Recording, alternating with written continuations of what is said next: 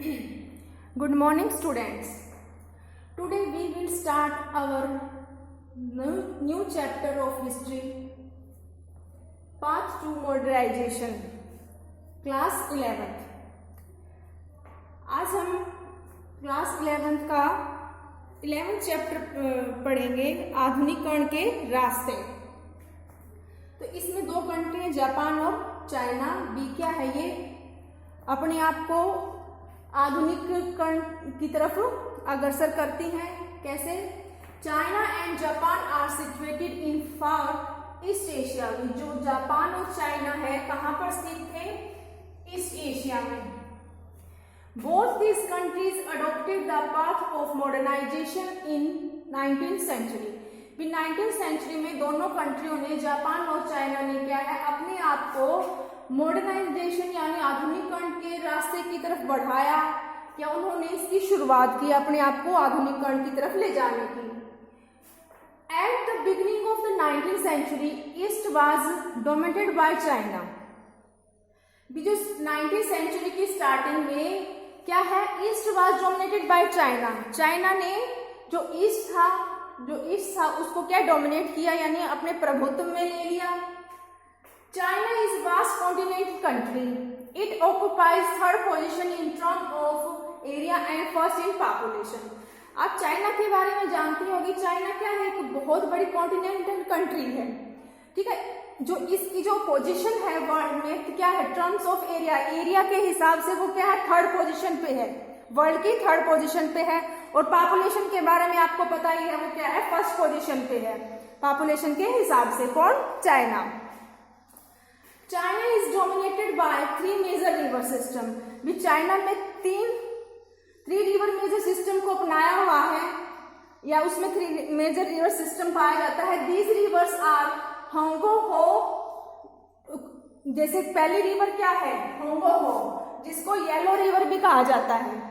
और सेकंड है the Yangtze river and third है पेरी रिवर, ठीक है। इसमें 3 मेजर रिवर सिस्टम है चाइना में। पहले है होंगो, जिसे येलो रिवर कहा जाता है, और सेकंड है the Yangtze river and third है पेरी रिवर्स।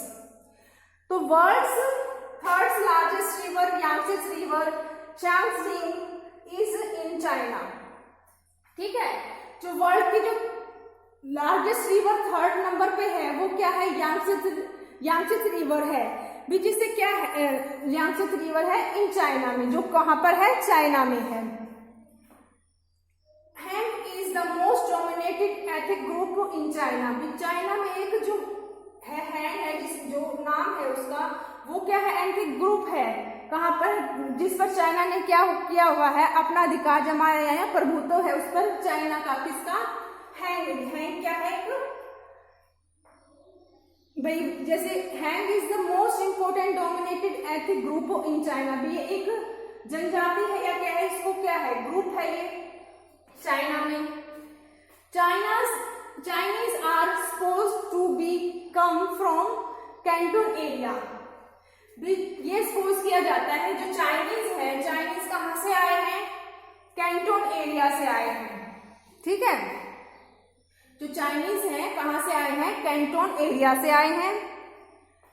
अब है Japan. Japan is situated in Pacific Ocean and considered as the most beautiful charming country in the world. भी जापान क्या है, वो पैसिफिक ओशन में स्थित है वैसे, और वो क्या है, एक छोटी कंट्री है। और क्या छोटी कंट्री है, लेकिन क्या है, वर्ल्ड में एक मोस्ट ब्यूटीफुल चार्मिंग कंट्री के उससे वो क्या है, जानी जाती है वर्ल्ड में, ठीक है। जापान एक छोटा सा देश है, लेकिन उसने क्या है, अपने आप को इतना प्रूव किया है कि जैसे उसने बड़े बड़े देशों को भी हराया है, जैसे चीन को उसने हराया।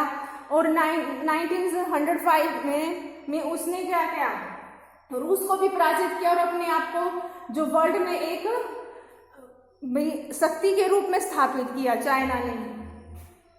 Japan is an archaeology is consist of more than 3000 island. Japan क्या है, जापान इज एन आर्कोलोगो यानी क्या है, का मीनिंग है द्वीप समूह है।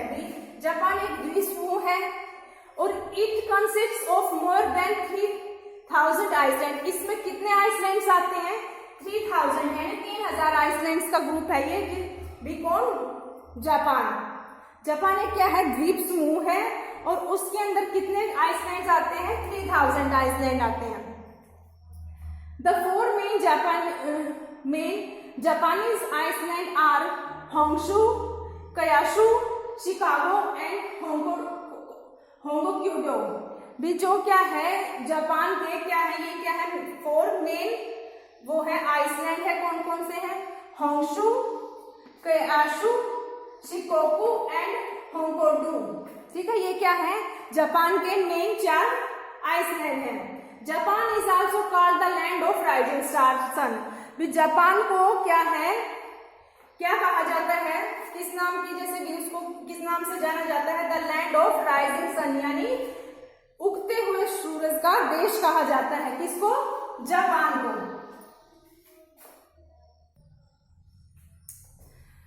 The shoguns made Edo present Tokyo as their capital city। जो shoguns थे वो क्या थे? जापानी के सत्ता के सैनिक सरदार थे और उन्होंने क्या है? ईडो को बसाया था। और उसको जो अब प्रेजेंट डे में टोक्यो क्या है? जापान की राजधानी है। पहले क्या था? वो ईडो था। ईडो से उसको रीनेम करके क्या है? टोक्यो कर दिया, जो अब प्रेजेंट में क्या है? वहां की राजधानी है। Japanese emperor was known as Mikado, यानी जो जापानीज एम्परर था उसको किस नाम से जाना जाता था? मिकाडो से। ठीक है। The samurai played an important role in Japanese administration. जो समुराई थे, समुराई यानी योद्धा वर्ग था। समुराई किन्हें कहा जाता था? योद्धा वर्ग थे जो, उनको समुराई कहा जाता था। Samurai played an important role in Japanese administration.